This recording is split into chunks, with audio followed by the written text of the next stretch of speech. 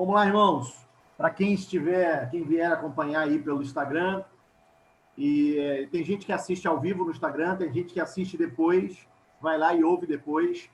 Está começando a compartilhar nossa palavra, nossa série sobre fundamentos do Evangelho.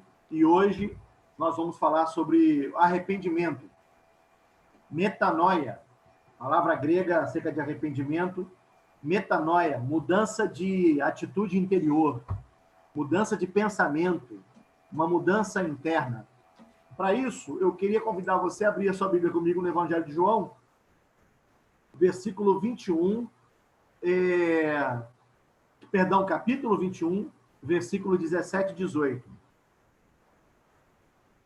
Evangelho de João, capítulo 21, versículos 17 e 18, está escrito assim: Disse-lhe terceira vez, Simão, filho de Jonas, amas-me?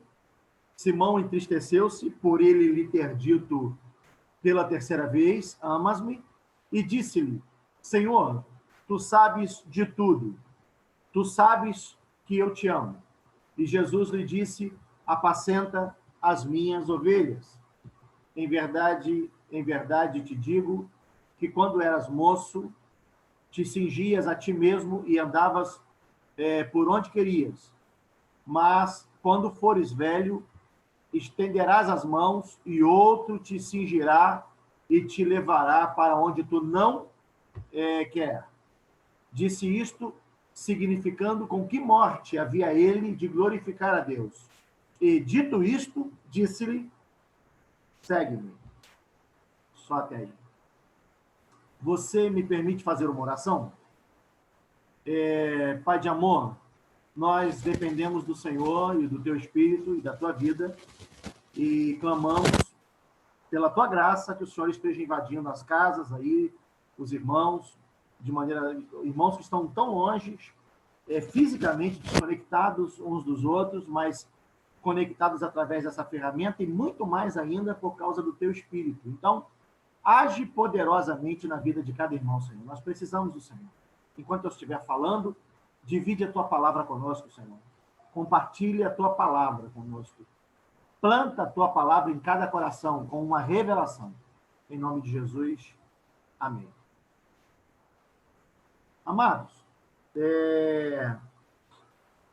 arrependimento não é um assunto humano. Não é um sentimento humano. Arrependimento não é algo que pode ser produzido a partir da intenção do homem ou dos sentimentos do homem. Arrependimento é uma ação espiritual, é fruto de uma manifestação espiritual. É muito diferente de um sentimento humano no seu resultado, mas parece na sua demonstração. Quero dizer, o sentimento humano parecido com arrependimento é remorso. Quando nós vemos alguém muito triste por algo que fez, a gente não sabe dizer se isso é remorso ou se é arrependimento. Remorso e arrependimento são coisas, humanamente falando, parecidas. Mas o resultado dos dois é muito diferente. O remorso, ele não produz mudança de atitude. O efeito do remorso pode ser, inclusive, muito destrutivo, muito prejudicial. Ele pode se associar à culpa, ele pode se associar a sentimentos destrutivos, danosos para o homem, enquanto que arrependimento é produtivo. Arrependimento, ele leva à mudança de atitude, à mudança de pensamento, de sentimento. Então, remorso é humano e arrependimento é espiritual. Quando a gente tenta entender esses dois sentimentos, a figura que vem para a gente facilmente, para a gente identificar os dois, é Judas e Pedro. Judas e Pedro tiveram um mesmo erro no fim do seu relacionamento com Jesus. A meu ver, as práticas de Judas e as práticas de Pedro, o pecado de Judas e o pecado de Pedro são muito semelhantes, são muito, muito parecidos. Elizabeth Monteiro, minha colega de trabalho, entrou aqui no Instagram Queria agradecer ela aqui, a presença. O Anderson está com a gente aqui no Instagram também. Então, os sentimentos são muito parecidos, são muito semelhantes.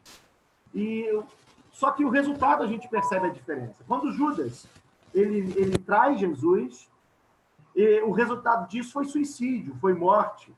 Quando Pedro traz Jesus, porque o negar a Jesus durante 3 vezes foi uma traição, quando Pedro traz Jesus, o fim disso foi vida mais produtiva, vida mais eficaz.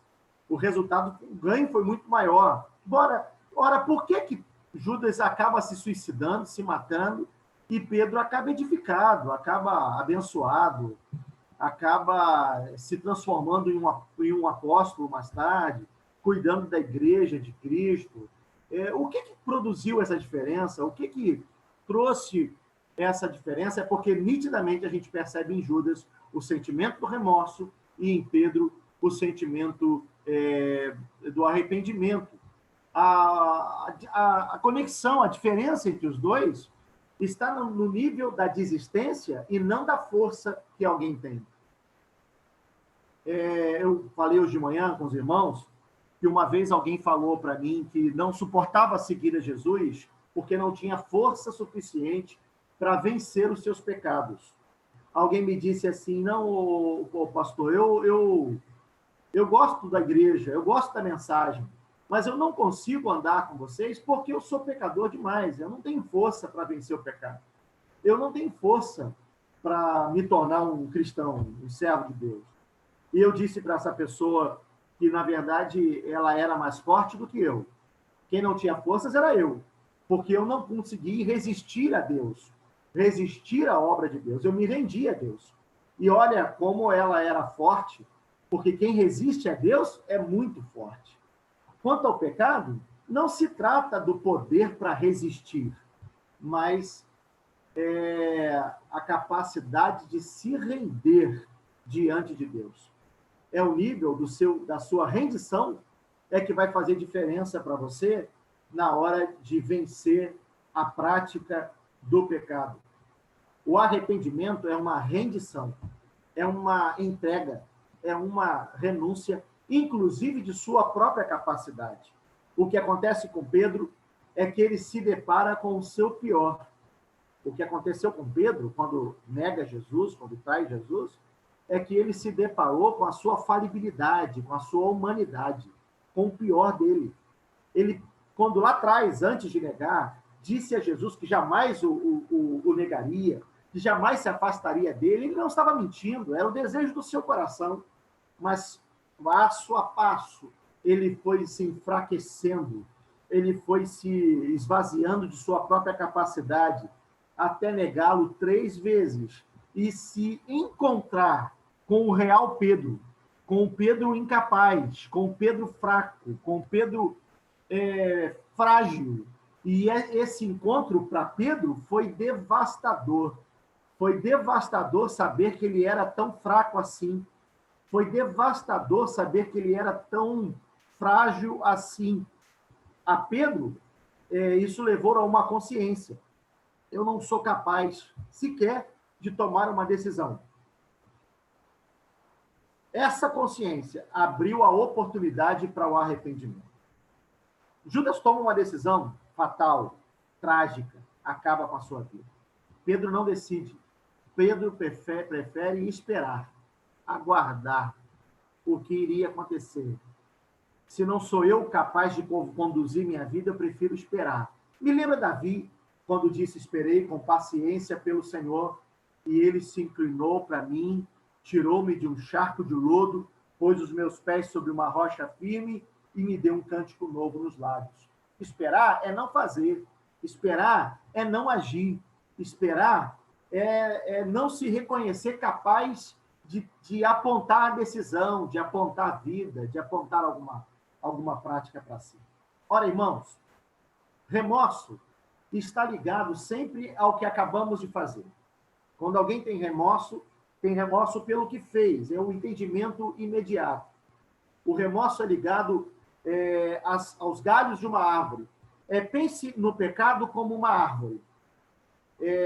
onde existem galhos. Vamos pensar aqui em algum pecado. Mentira é um galho dessa árvore. O adultério é um galho da árvore. A ganância é um galho da árvore. A soberba é um outro galho da árvore. O remorso está sempre ligado a esses galhos. Ao que eu acabei de fazer, quebra um galho, quebra outro. E a gente sabe o que acontece com uma árvore quando você quebra um galho de uma árvore. Ela vai crescer de novo. E talvez ainda mais, com mais força, talvez ainda com mais intensidade. Quem luta com pecados sem arrependimento, apenas com remorso, trata o seu pecado como uma árvore podada. Uma árvore que você se esforçou muito, foi lá e quebrou um galho, quebrou outro, mas infelizmente o galho cresceu de novo. Pastor, por que eu estou sempre diante do mesmo pecado, sempre diante da mesma debilidade, sempre diante da mesma fraqueza? Você está quebrando galhos, filho. Você está lidando com os pecados e não com o pecado.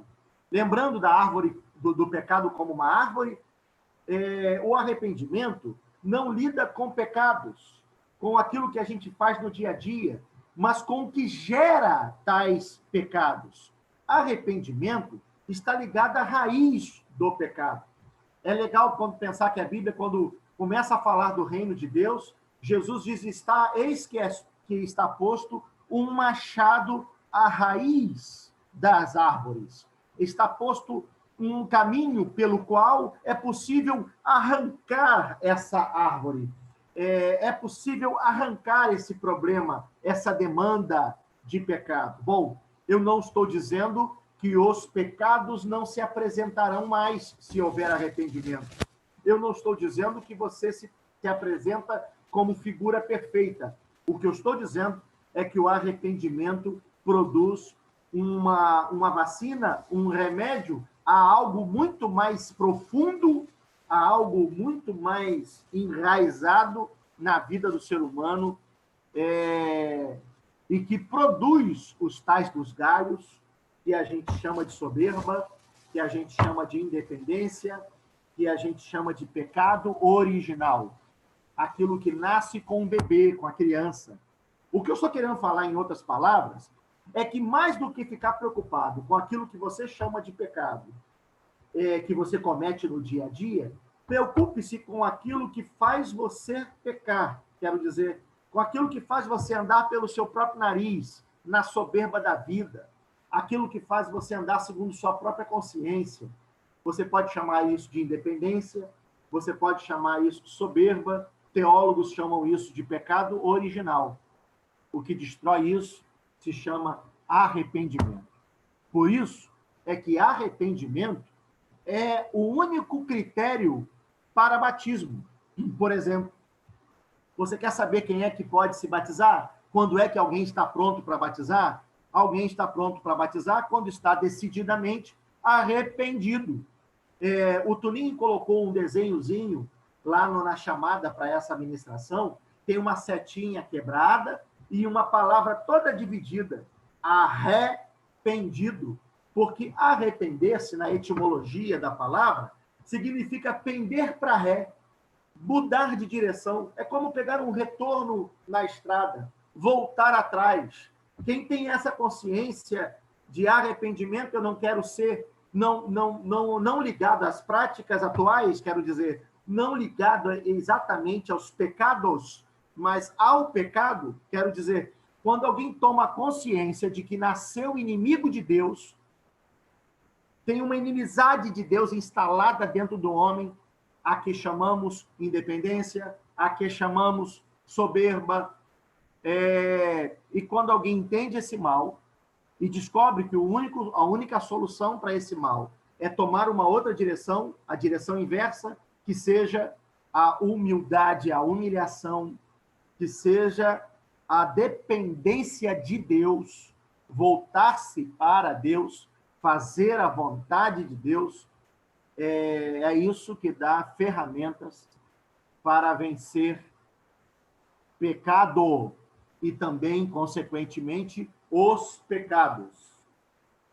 Quando algum irmão se aproxima de mim, querendo quebrar um galho da árvore, querendo vencer algum ato de pecado, eu tento trazê-lo, incliná-lo para o arrependimento do pecado original. Resgatar dentro dele o desejo de ser Adão antes da árvore do bem e do mal. O desejo de ser Cristo, ou como Cristo, fazendo a vontade do Pai, guardado nele. Se tivermos isso, teremos arrependimento. Isso é arrependimento. Alexandre, o que isso tem a ver com o texto que a gente leu? Eu vou te dizer, no encontro de Jesus com Pedro, a intenção de Jesus era essa que disse agora há pouco: resgatar Pedro para o arrependimento. Vou introduzir Pedro no arrependimento. Plantar em Pedro o caminho para o nascer do arrependimento. Quero dizer, da capacidade de pender para uma outra direção. Qual era a encrenca de Pedro? A encrenca de Pedro foi ter negado Jesus? Não. A encrenca de Pedro foi ter dito que não conhecia Jesus, que não sabia quem ele era? Não. A encrenca de Pedro é que o que movia Pedro era a sua própria consciência, era a sua própria vontade. Como disse Sérgio, pastor entre nós agora há pouco, Pedro não sabia o tesouro enterrado no campo. Ele ainda valorizava suas próprias coisas, seus próprios bens, quem ele era, seus próprios interesses, seus próprios valores. O que Jesus queria fazer com Pedro era elucidar isso na mente de Pedro e levá-lo ao arrependimento, conduzi-lo a fazer a vontade do Pai. Aconteceram 3 coisas no encontro com Jesus, esse encontro da praia, esse encontro produtor de arrependimento. Essas 3 coisas é que eu quero pensar com você. Em primeiro lugar, Jesus preparou para Pedro e seus amigos um alimento. Jesus chega na praia para se encontrar com Pedro e quando vai à beira da praia, ele prepara um churrasquinho. Se você ler o versículo 9 do texto que lemos, do capítulo 21 de João, você vai ver que Jesus vai à praia e prepara um churrasquinho à beira da praia. Ele prepara a brasa, põe sobre a brasa pão e põe sobre a brasa alguns peixes. Quando os discípulos se aproximam e identificam que era Jesus, ele diz: vem comer comigo, eu preparei um alimento para vocês. Eu preparei pão e peixe para vocês. A primeira coisa que eu quero definir com você como o caminho do arrependimento, você que está me ouvindo, está acompanhando a mensagem, está dizendo: Alexandre, como eu faço para que na minha vida não haja remorso, mas arrependimento? Como eu faço para construir esse caminho? O primeiro conselho que eu quero te dar baseado nesse texto é que você aceite a provisão de Deus para a sua vida. Que você aceite o alimento de Deus. O problema dos nossos pecados e do pecado original é que a gente descobre que existe provisão em alguma coisa fora de Deus. Foi esse o problema de Adão, quando o pecado original, quando a raiz foi plantada dentro de Adão, e consequentemente, depois, em todos os homens. O que aconteceu com Adão é que Satanás apresentou a Eva, e depois Adão, uma outra provisão que não era Deus, uma outra fonte que não era Deus. Quando ele começa a conhecer bem e mal, ele, na verdade, começa a se alimentar de outras coisas que não fosse Deus. A resposta, inclusive, para Deus é essa. Ele diz a Deus: eu vi que estava nu e me escondi, não concordo mais, a mulher que você fez é que me deu. Ele contesta Deus. Ele agora era dono do seu próprio nariz.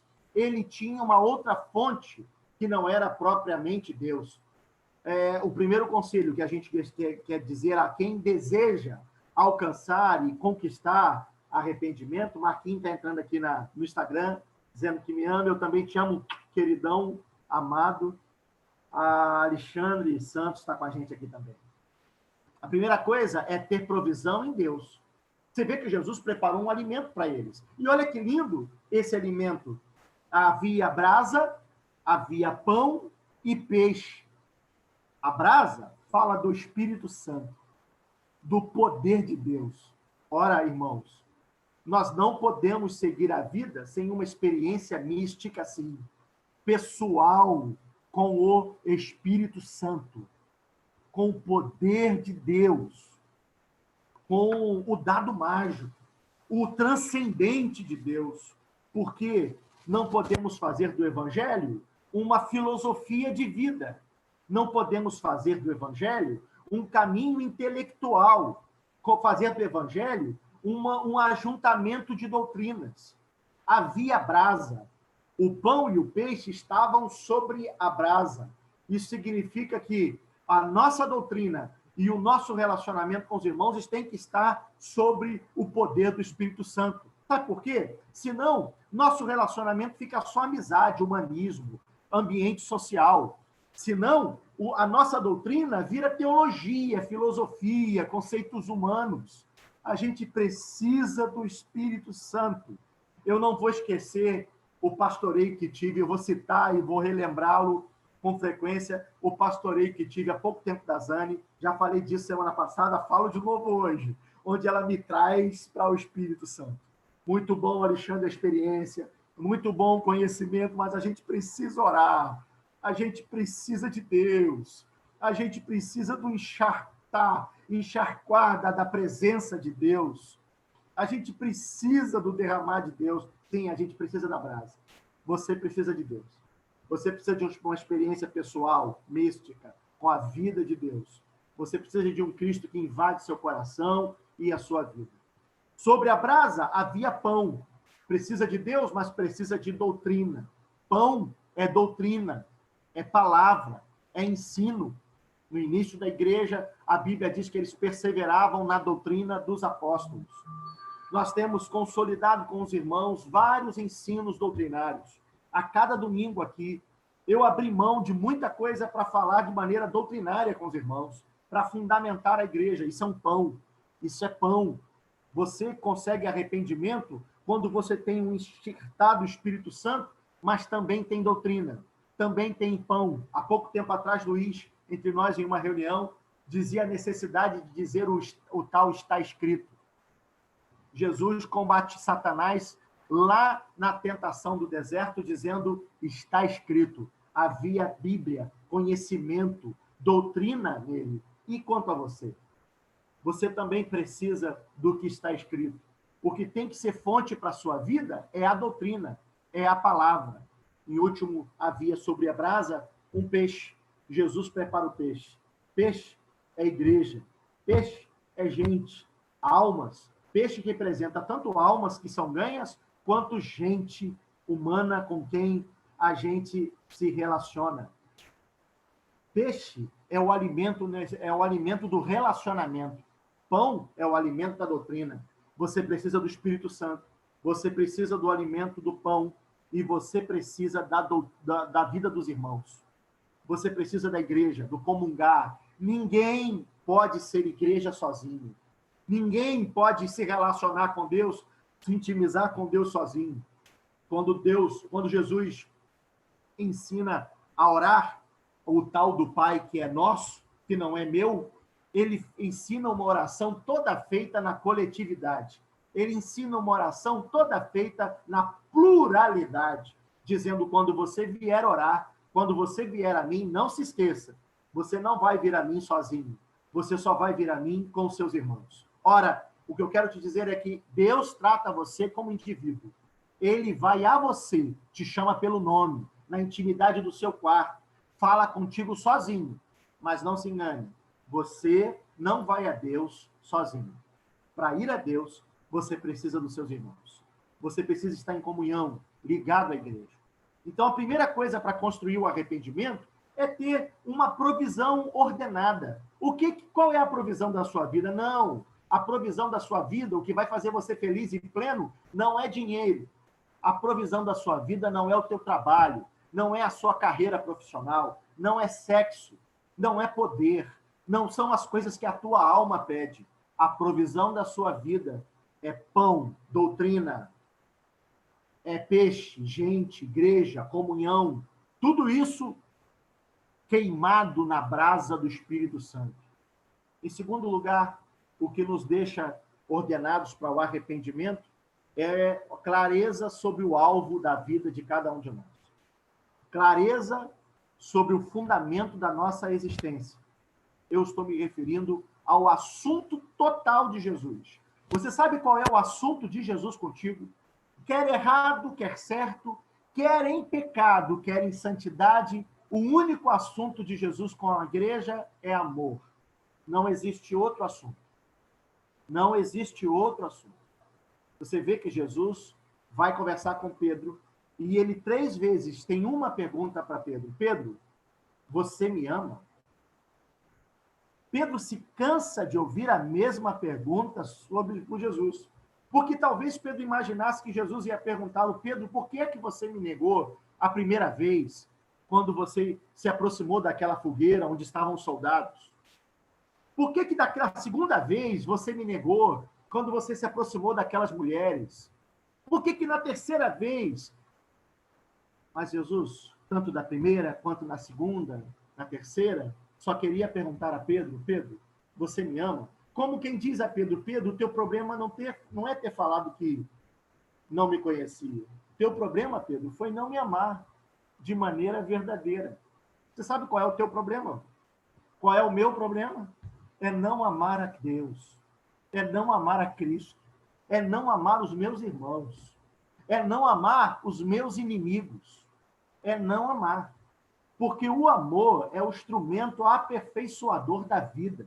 Amor é o instrumento transcendente da vida.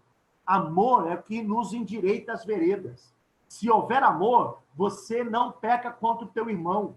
Se houver amor, você não peca contra Deus. É na ausência do amor que a gente é conduzido à nossa concupiscência. Olha o que Tiago fala sobre pecado. O homem peca quando é enganado, engodado e atraído pela sua própria concupiscência, pelo que há de torto dentro de si. O amor acaba com todos esses argumentos. O amor nos leva a desfrutar de uma vida em Deus. É o amor que faz a gente transcender. É o amor que faz a gente endireitar a vida. O assunto de Cristo com Pedro é o assunto de Cristo comigo e com você. O que eu preciso para viver em arrependimento, sim, é amor. Em último lugar, eu preciso definir no meu coração o que eu sou. Definir-me como servo de Deus. O versículo 18 é muito interessante. Jesus fala todas essas coisas e dá um recado, ele profetiza para Pedro. Ele diz a Pedro, Pedro, quando você era moço, você se vestia como queria e ia para onde queria. Mas quando se torna adulto, quando se torna velho, quando se torna maduro, você vai estender a mão e alguém vai te levar para onde você não quer ir, para onde você não deseja ir. Isso é maturidade. E a última coisa que constrói o arrependimento é se perceber servo maduro de Deus. Uma criança infantil ainda, aí a gente inclusive consegue medir a maturidade por conta do nível de desprendimento para o outro. Quanto mais infantil, menor consciência se tem do mundo ao seu redor. O bebê, ele não sabe que existem pessoas ao seu redor que precisam de coisas, de atenção ou de algo parecido. O bebê vive em função de si mesmo. A criança vive em função de si mesma. E quando ela vai amadurecendo, crescendo, a gente vai dando lições à criança do mundo ao seu redor. Ela aprende que se ela machucar o coleguinha, isso não é bom, que ela precisa pensar que o coleguinha também sente dor. Criança, às vezes, não morde os colegas da escola, não faz essas coisas. Aí ela vai descobrindo dor do outro, a dor alheia. E isso é maturidade. Na construção do caráter e da maturidade cristã, isso também acontece. Quando a gente é bebê na fé, a gente acha que é tudo para a gente. A gente acha que Deus é para a gente. A gente acha que a igreja é para a gente. A gente acha que a palavra é para a gente. A gente acha que o pastor é para a gente. O bebezinho na fé acha que Deus tem a obrigação de prosperá-lo, realizar seus sonhos, enriquecê-lo, curar suas enfermidades e depois levá-lo para o céu. Tudo é para ele. O bebê na fé acha que a igreja tem que servi-lo, que os irmãos têm que visitá-lo, que os irmãos não podem falar com ele de maneira dura, falhar, que os irmãos têm que se comportar direitinho com ele, fazer tudo que é bom para ele. Assim é o bebê na fé. A gente vai crescendo, vai amadurecendo em Deus, e a gente para de se servir de Deus para começar a servir a Deus. A gente para de querer que Deus faça algo por nós e a gente começa a se entregar para fazer algo por Ele e para Ele. Quando a gente vai amadurecendo, a gente para de achar que os irmãos devem nos servir e a gente começa a querer servir os irmãos. A gente para de achar que as pessoas têm que agradar a gente e a gente começa a querer cercar os irmãos de cuidado, as pessoas de cuidado. Isso é maturidade. O que nos leva ao arrependimento? É a constatação dessa maturidade.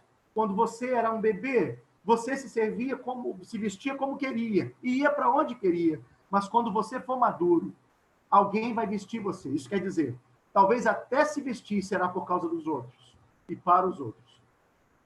E até onde você vai, talvez seja por causa dos outros e para os outros. Jesus termina de falar essas coisas para Pedro e diz a ele, segue-me. Esse segue-me não era como o segue-me lá do começo, quando Jesus chama discípulos a virem com ele. Agora esse segue-me era o segue-me do arrependimento. Era o segue-me de uma nova direção, de uma outra direção. E esse, Pedro estava pronto para seguir. E você? E eu? Deus nos dê graça para atender ao segue-me do arrependimento.